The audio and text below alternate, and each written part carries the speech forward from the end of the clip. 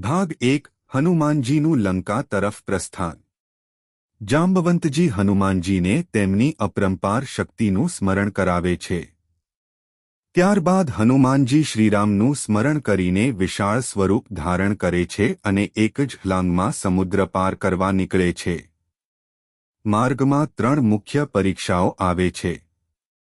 સુરસા હનુમાનજીની બુદ્ધિ અને ચાતુર્યની પરીક્ષા લે છે। સિંહિકા તેમની છાયા પકડીને રોકવાનો પ્રયત્ન કરે છે, પરંતુ હનુમાનજી તેનો વધ કરે છે। લંકીની લંકાના પ્રવેશદ્વારે રોકે છે, પરંતુ હનુમાનજી તેને પરાજિત કરીને લંકામાં પ્રવેશ કરે છે।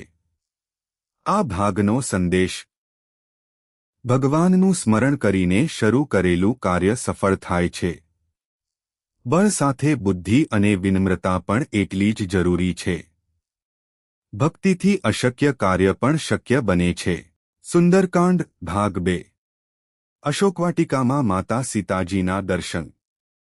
હનુમાનજી લંકામાં પ્રવેશ કર્યા પછી દરેક સ્થળે માતા સીતાજીની શોધ કરે છે। અંતે તેઓ અશોકવાટિકામાં એક વૃક્ષ પર બેસીને માતા સીતાજીને જુએ છે। સીતાજી શ્રીરામના વિરહમાં અત્યંત દુઃખી હોય છે અને સતત તેમના સ્મરણમાં લીન રહે છે। થોડી વારમાં રાવણ અશોકવાટિકામાં આવે છે અને સીતાજીને પોતાની રાણી બનવા માટે કહે છે, પરંતુ માતા સીતાજી અડગ રહીને સ્પષ્ટ કહે છે કે તેઓ માત્ર શ્રીરામના જ છે। રાવણ ક્રોધિત થઈને તેમને ધમકી આપે છે અને ત્યાંથી ચાલ્યો જાય છે। રાવણ જતા પછી હનુમાનજી વૃક્ષ પરથી શ્રીરામની મુદ્રિકા વીંટી સીતાજી સમક્ષ મૂકે છે। તે જોઈને સીતાજીને વિશ્વાસ થાય છે કે આ શ્રીરામના સાચા દૂત છે। હનુમાનજી નમ્રતાથી શ્રીરામનો સંદેશ આપે છે અને કહે છે કે શ્રીરામ જલ્દી જ તેમને મુક્ત કરવા લંકા આવશે।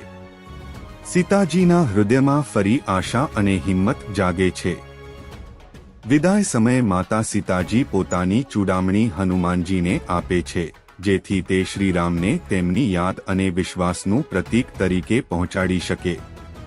આ પ્રસંગમાંથી મળતી શીખ: કઠિન પરિસ્થિતિમાં પણ ધર્મ અને સત્યનો ત્યાગ ન કરવો। ભગવાનના દૂત આશા અને હિંમત લઈને આવે છે। સાચી ભક્તિમાં ધીરજ, વિશ્વાસ અને સમર્પણનું વિશેષ મહત્વ છે। સુંદરકાંડ ભાગ 3 અશોકવાટિકાનો વિનાશ, રાવણની સભા અને લંકાદહન। હનુમાનજી માતા સીતાજીની આજ્ઞા લઈને અશોકવાટિકામાં ફળ ખાવા લાગે છે। ત્યારબાદ તેઓ રાવણના અહંકારને ચેતવણી આપવા માટે અશોકવાટિકાના વૃક્ષો અને બગીચાનો વિનાશ કરે છે। રાવણના અનેક શક્તિશાળી રાક્ષસો યુદ્ધ કરવા આવે છે, પરંતુ હનુમાનજી સૌને પરાજિત કરે છે। અંતે રાવણનો પુત્ર મેઘનાદ, ઇન્દ્રજીત બ્રહ્માસ્ત્રનો ઉપયોગ કરે છે। બ્રહ્માસ્ત્રનું સન્માન રાખવા હનુમાનજી સ્વેચ્છાએ પોતાને બંધનમાં રહેવા દે છે, જેથી તેમને રાવણની સભામાં લઈ જવાય।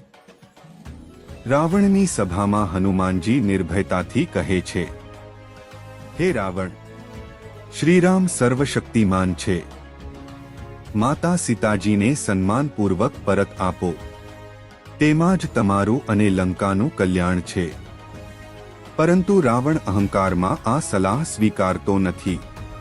ક્રોધિત થઈને તે હનુમાનજીની પૂંછડીમાં કપડાં બાંધી આગ લગાવવાનો આદેશ આપે છે। હનુમાનજી પોતાના દિવ્ય સ્વરૂપથી પૂંછડી લાંબી કરતા જાય છે। આગ લાગ્યા પછી તેઓ સમગ્ર લંકામાં કૂદીને મહેલો અને રાજમાર્ગોમાં આગ ફેલાવે છે। આખી લંકા ધધકી ઉઠે છે। પરંતુ માતા સીતાજી જ્યાં અશોકવાટિકામાં હોય છે તે સ્થાનને તેઓ અડકતા પણ નથી, કારણ કે તેમની પ્રથમ પ્રાથમિકતા સીતાજીની સુરક્ષા છે। ત્યારબાદ હનુમાનજી સમુદ્રમાં જઈ પોતાની પૂંછડીની આગ બુઝાવે છે, ફરી એકવાર માતા સીતાજીને પ્રણામ કરે છે અને શ્રીરામ પાસે પાછા જવા માટે લંકાથી પ્રસ્થાન કરે છે। આ પ્રસંગમાંથી મળતી શીખ: અહંકારનો અંત હંમેશા વિનાશમાં થાય છે। સાચો ભક્ત બળવાન હોવા છતાં વિનમ્ર રહે છે। ભગવાનના કાર્યમાં બુદ્ધિ, ધૈર્ય અને નિર્ભયતા ત્રણેય જરૂરી છે. ધર્મની રક્ષા માટે કરેલું સાહસ હંમેશા સફળ થાય છે.